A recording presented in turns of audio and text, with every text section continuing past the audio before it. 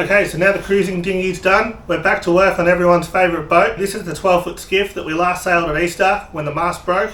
Remember, this boat's got 3 rigs and 4 sets of sails. So it's got essentially a first rig, a second rig, a third rig and a fourth rig, 2 bowsprits and 1 boom. So you pick the right rig for the conditions. So in theory, you're always as powered up as you possibly can be. Now the problem with it is, it's 12 foot long and me and my brother are both 6'5" giants. So we don't have a whole lot of space in this thing when we're trying to tack, or if it goes light and we're not on the trapeze anymore. So as you can see here, the vang, which pulls down on the boom and tightens the leech of the sail and flattens everything out, actually occupies quite a lot of real estate when you look at it in terms of a percentage of the cockpit. What we were looking for is a way to eliminate the vang, free up all this space so my brother has somewhere to go when we're tacking. The solution to having a vang is this. So this is a lever vang. So as you can see, massive lever on the front which goes down into the cockpit there, so it sort of sits like so, and then that means all this space through here is now free for my brother to go through and attack. And unlike a reverse vang goes through here, you don't end up with a compromise in terms of sail shape. Now, because all 12-foot skiffs are different, you obviously can't just buy second-hand bits off the internet and they just work, because that would be too easy. I can already see that this isn't actually going to fit in its current configuration, because the bottom of the lever is going to smash into the top of the centerboard case. So that'll be a bit awkward when we go to tack and the boom gets stuck on the wrong side of the boat. I'm just going to work through this, figure out what height it needs to be at and how much of the lever needs to be cut off. I don't even know if it fits on the gooseneck. Basically, we bought a whole bunch of second-hand stuff.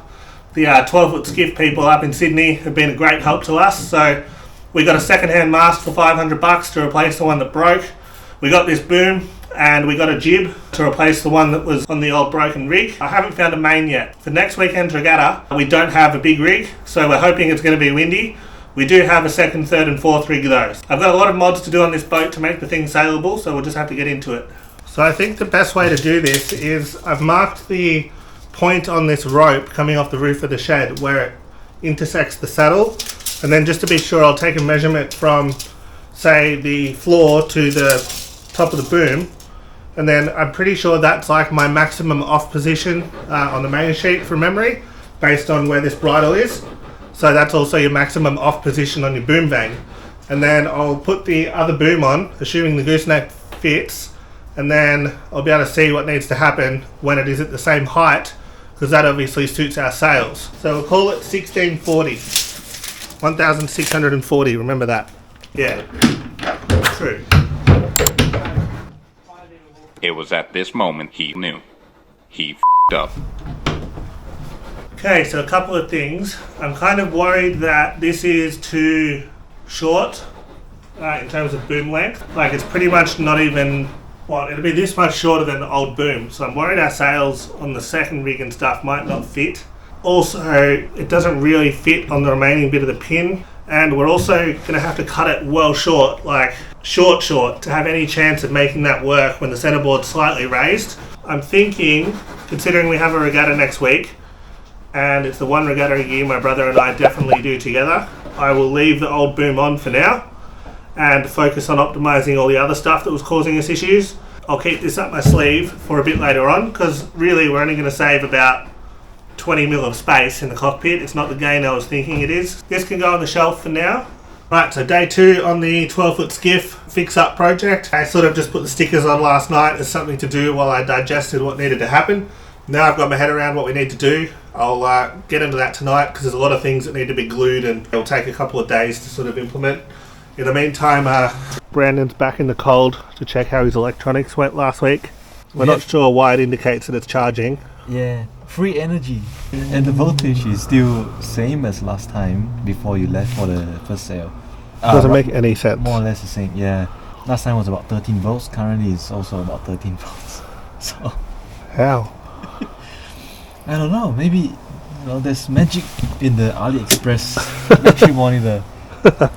Okay, so it's almost 11 o'clock on Thursday night. Regatta starts Saturday morning at 12 o'clock. Pretty under the pump to get this boat finished. As you'll have noticed in that last video at Easter on this boat, we did have some issues with our boat handling. A lot of the time when I pull the tack line up, it would immediately uncleat itself. The kite would go out the front up into the sky and tipped the boat over, and that happened multiple times.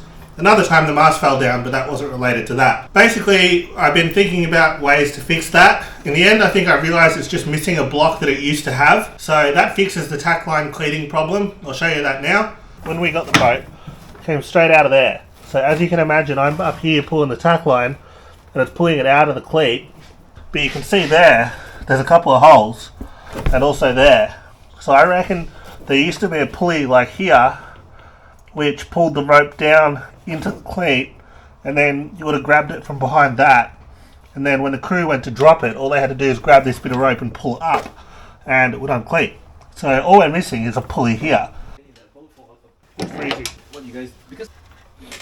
In the end, I went with a shock because the low friction ring didn't actually have the internal diameter I needed to get the halyard through it, whereas this, perfect, and that'll go straight back. But then we still have a problem where you've got an 8 metre mast putting an 8 metre halyard into a 12-foot boat with a cockpit that's about 1.5 metres long. But not. You alright? What is on it? Yeah, you got time. One day out of the blue, I got this message from a guy called Jerome in Sydney who sails 18-foot skiffs and has a company called Norfyx. And he asked if I wanted to try this product he's invented, which is essentially like an automatic halyard coiler. So it's got a drum and it's spring-loaded.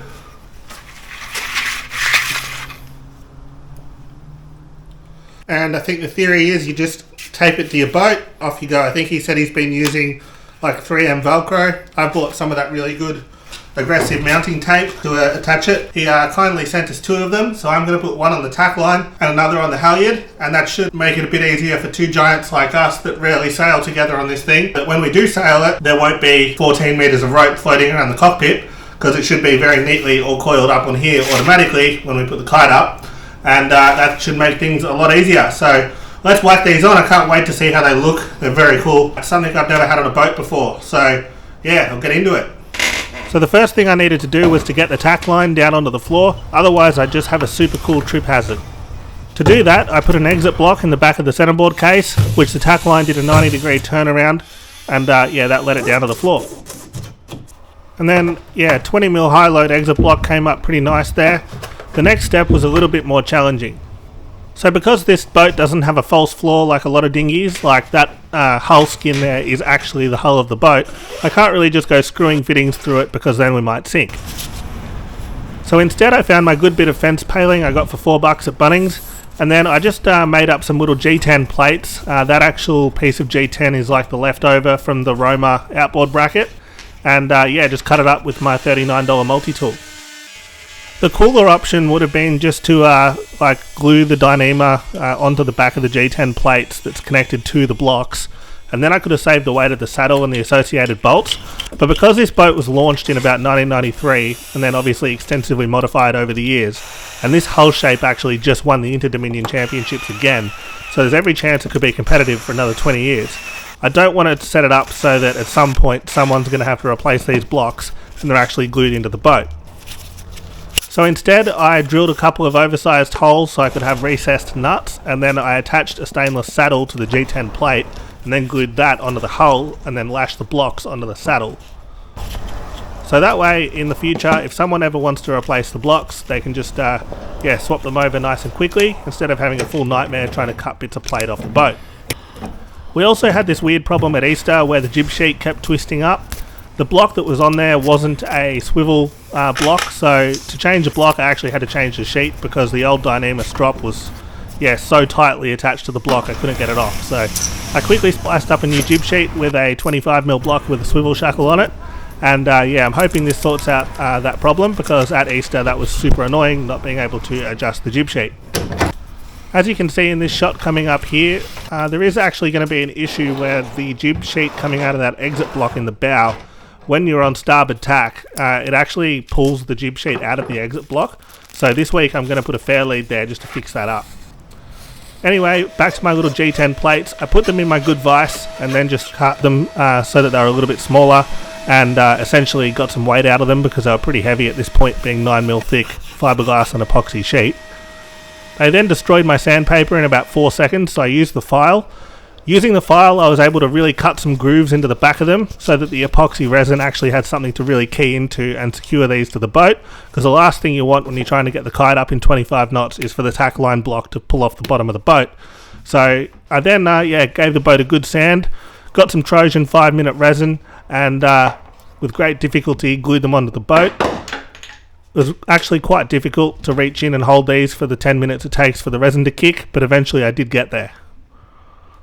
The next day I came back and attached a lashing block to the one under the centerboard case. So this basically turns the tack line that's coming down parallel to the centerboard 90 degrees back along the cockpit floor where the Norfyx reel is going to have it sort of tensioned.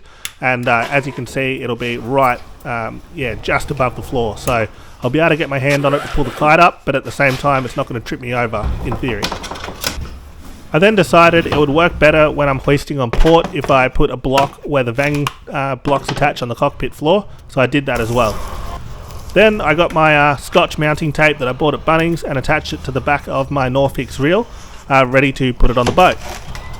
Since the tack line lives in the boat the whole time, I was able to splice a loop in the end of it so that you can do one of those little like kite surfing knots where you loop it over itself and kind of cow hitch it onto that knot coming out of the reel. And then, it was almost time to see if this worked.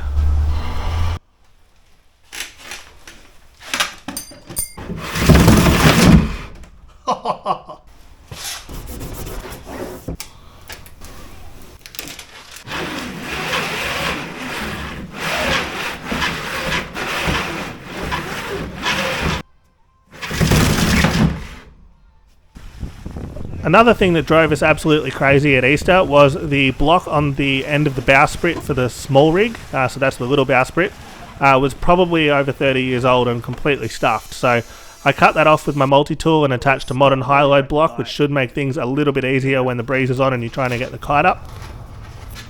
I also changed over that block there for the tack of the sail that the Cunningham connects to, and the ones down the bottom, because all of them as well were probably of a similar vintage to that one on the bowsprit.